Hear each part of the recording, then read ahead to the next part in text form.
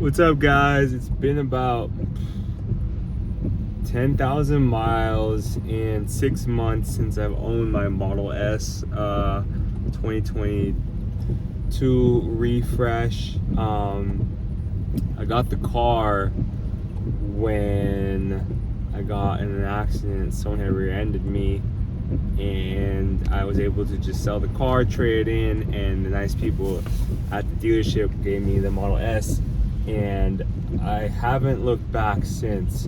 I want to talk about the differences I've had in the car and any issues I've experienced, because they are kind of significant, right? In this time owning the car. So let's jump in. So the first issue I faced was the center console wouldn't close.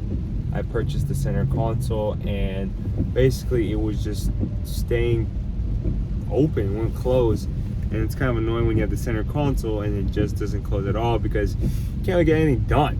It's just open and you can't put your stuff in there. It's super annoying. So that was one big issue I faced.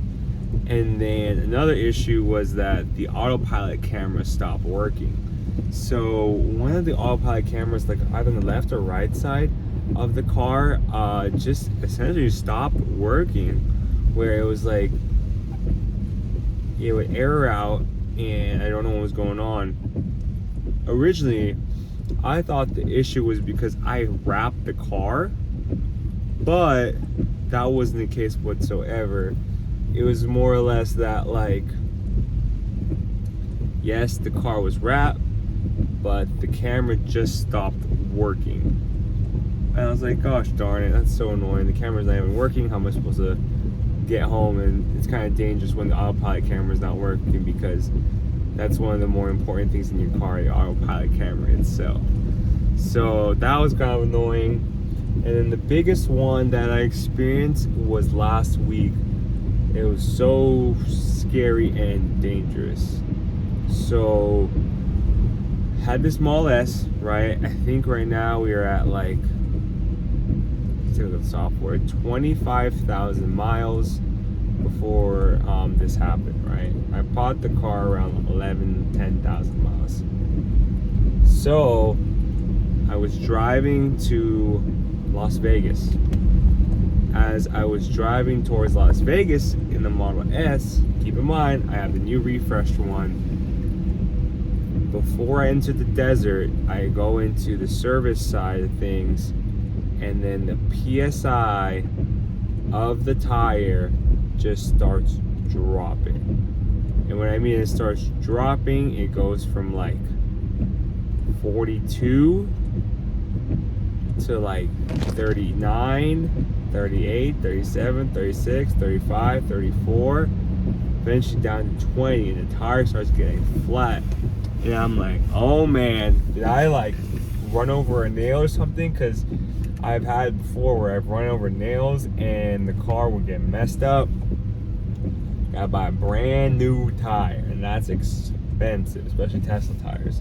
Especially if you have a Model S, or if you have a Performance 3 or Performance Y, it's expensive. So I'm like, oh gosh darn it, check the car. I fill it up to 40 and hoping it works out, but it doesn't work out. It starts getting flat.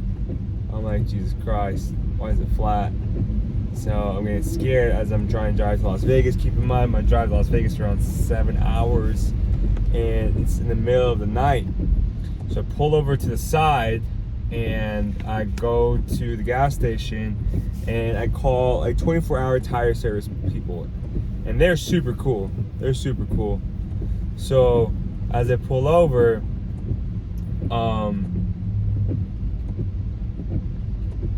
they tell me they're gonna come on over. It takes them about 20 minutes when they first get here. So it's really nice, really fast. Hey, listen, my car, okay, the tire's flat. I think I know it's the issue. So they take the tire off, right? They pulled out the car, look to the left, and then inside the tire, there's a huge crack and air start leaking.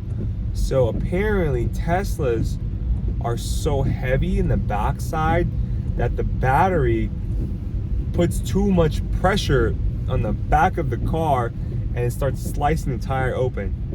So my car dropped from about 41 psi to 20 psi so quick because the tire I got sliced open on the side. It's freaking crazy.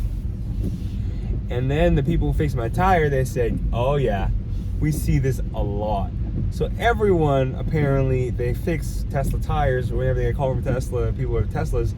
That's the same issue, and Tesla knows about it, but they don't do anything about it in a sense where the tire's starting to crack open. I have a Model 3 Performance, I have a Model Y Performance, and now I have a Model S, and this happened. Sucks, right? So I was kind of angry at it, like this happened, especially on the way to the to Las Vegas. Keep in mind, it's like 12 a.m. Before I called the tire replacement people, I called Tesla via the app to do the car fix, to fix the car. And then Tesla was like, okay, what we can do is we can send you a tow truck. It'll tow you right now, take you to the nearest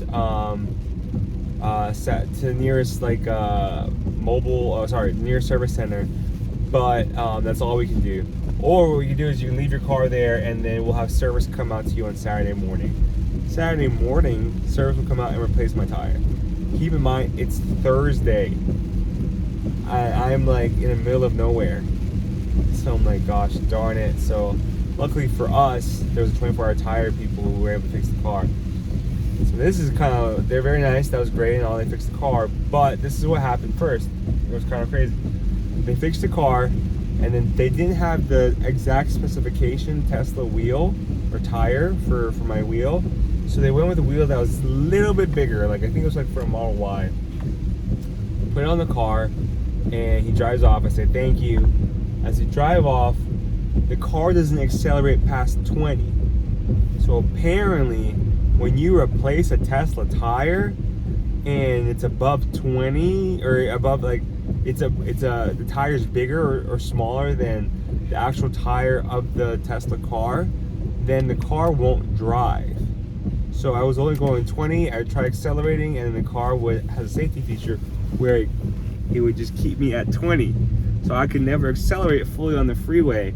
And thankfully the freeway was completely empty because it was around 2, it was like 2 in the morning already.